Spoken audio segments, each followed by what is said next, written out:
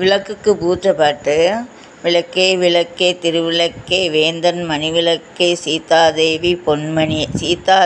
பொன்மணியே அப்படின்னு சொன்னால், சீதை வனத்தில் இருக்கிற போது அந்த விளக்கை ஏற்றி வச்சுட்டு அமர்ந்து பொன் மணியை போல் இந்த பாடலை பாடினாராங்க.